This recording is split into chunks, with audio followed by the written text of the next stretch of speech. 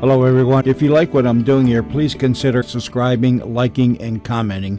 It would really help the channel out quite a bit. Thank you very much.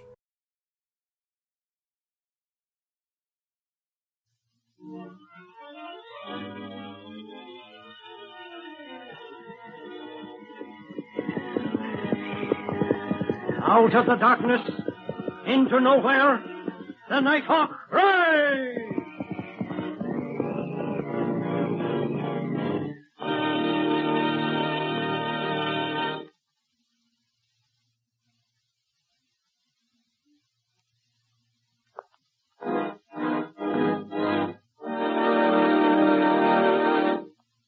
Far in the northwest, hidden among the towering peaks of the Cascade Mountains, lies a little valley. Around it are mines, some fabulously rich, some forlorn and deserted, pathetic markers of the end of some forgotten prospector's dream. In the valley, and among the rolling brown foothills, is cattle country. In the richest section of Forgotten Valley, as it was named long ago, is the Circle E Ranch, once one of the richest in all the valley, but now fallen on hard times. Fred Evans, owner of the Circle E, was also owner of the Ruby Mine, once a famous silver mine, now desolate and deserted. For the silver load has run out, and Fred Evans lies helpless and paralyzed in the old ranch house. His only child, Dorothy, is carrying on as best she can. And beyond Forgotten Valley, in the mountains, rides the mysterious and terrible Nighthawk. It is night. In the lonely foothills on the edge of the Circle E, a lone horseman is riding.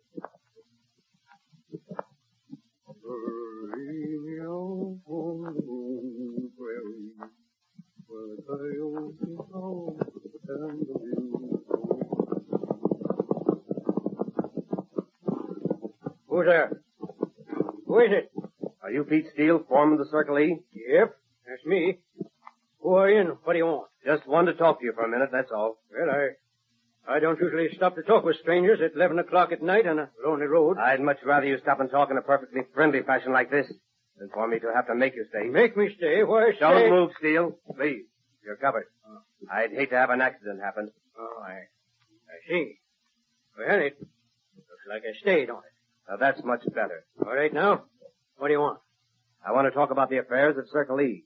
You see, I'm a friend of Miss Doherty's. It's sort of a funny way to show it, ain't it? Holding up a phone. All for a very good purpose, I assure you. Well, I might as well warn you that I don't make it a practice of talking about Miss Dorothy's affairs. I'm glad to know that. It shows that you're the kind of a man who ought to be working for her. Ought to be? Why, I've been there ever since Miss Dorothy was learning to walk. That's nigh on to 23 years. 22 years and 5 months, to be exact. Hey, seems like you know as much about Circle E as I do. Perhaps I do. Miss Dorothy is having a pretty hard time keeping things going, isn't she? Well, some people might call it that. And Sam Blackman has a mortgage on the holdings back of the old mine. Yeah, I guess that's pretty common knowledge. He's threatening to foreclose it. Isn't that right? Say, what do you need to ask me questions for? You know as much about it as I do. I just wanted to verify what I knew, that's all. You might take a message to Miss Dorothy for me, though. Yeah, what kind of a message? Tell her that even if the land doesn't seem valuable to her now, to hang on to it at all costs. That's all. Say, wait a minute. Who are you and what's your name? I can't tell you my name, but some people call me the Nighthawk. Come on, Cyclone. The Nighthawk. Lordy gee. Come on, boy. Come on, boy.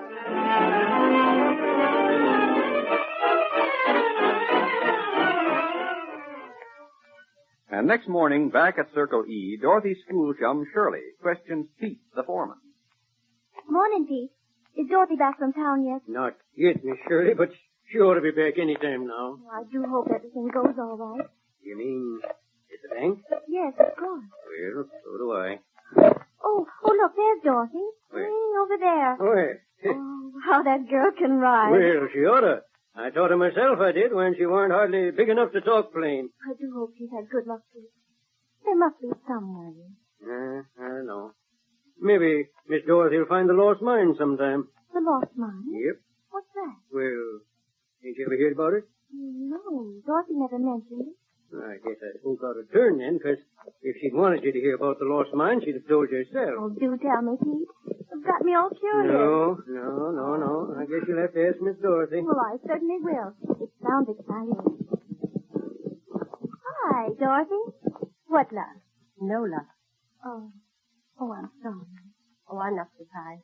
I expected it. I'll take your horse around, Miss Dorothy. Thanks. Oh, Pete, just a minute. Yes? I don't want anyone to say anything about this bank loan around Dad. Well, you don't think I'd let anyone tell him, do you? Oh, Pete, dear. He was almost my nursemaid. So he was telling me this morning. But what happened? Oh, nothing worth telling. Didn't get the loan, that's all. Oh, Dorothy, what are you going to do? I don't know yet. Dorothy, what is the lost mine? A lost mine? Well, there isn't much to tell about it. Personally, I don't think there is such a thing as a lost mine. But come up on the porch. Now, I'll tell you all about it. Well, real or not, it sounds fascinating.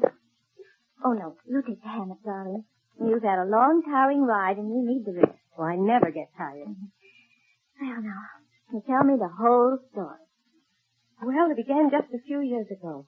One morning, soon after I arrived home from school, Dad called me into his office right after breakfast.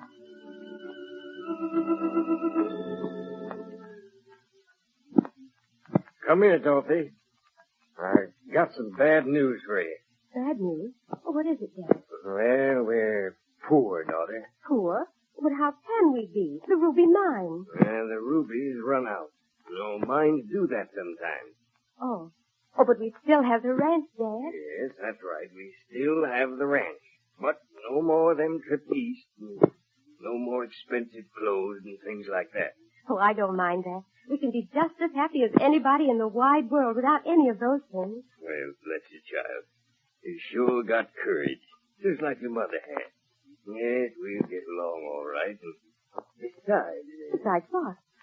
I don't know whether I ought to tell you or not.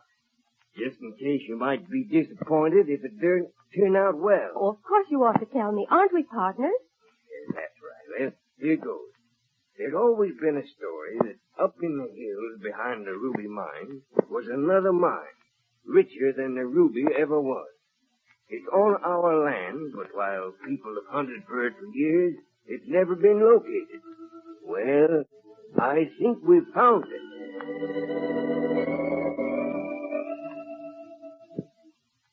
It was Dad's best friend, Michael Rogan, who thought he'd found the lost mine. And one day the two of them rode up into the hills to explore. And they never came back. And it wasn't until noon next day that Pete came into the room where I was waiting.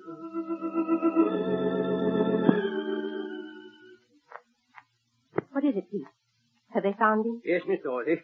We found him, but... Pete, is he dead? No, he ain't dead. Where is he? I want to see him. Well, now take it easy, Miss Dorothy. The boys are bringing him up to the house. I rode on ahead to tell you. He's hurt then? Yeah. How badly? Well, I can't tell you now. One of the boys is riding to town for a doctor, but he ain't conscious, and seems to me like he's hurt his back some way. Oh. Now, don't you worry, Miss Dorothy. He'll be all right. Oh, but what happened, and where did they find him? Up in the rocks beyond the old ruby mine, you know, up beyond the coulee. Looked like he'd been riding along the rim rock and thrown off his horse over the edge. Because up on the rim rock, we found Mike Rogan, and he was dead. Dead? Oh, but what killed him? A bullet, Miss Dorothy. A bullet? Yes. Then he was murdered. Oh, but His Dad... dad's horse was shot, too. Well, that's how it happened.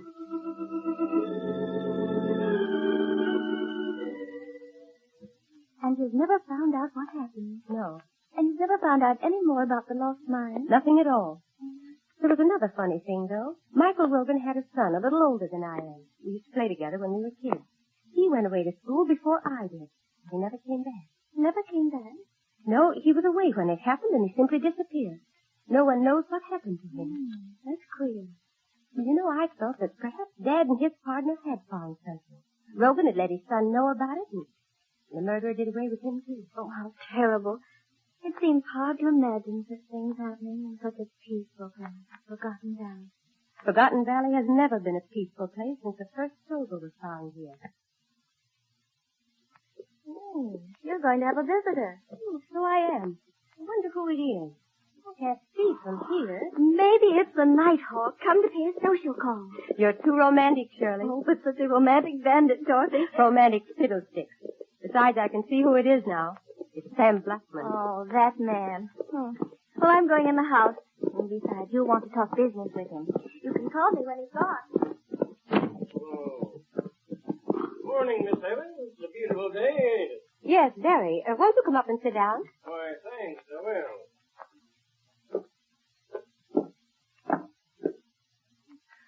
Well, we might as well get down to business, I suppose, Mr. Blackman. I haven't the money. Well, don't make any difference. The thing isn't worth much anyhow.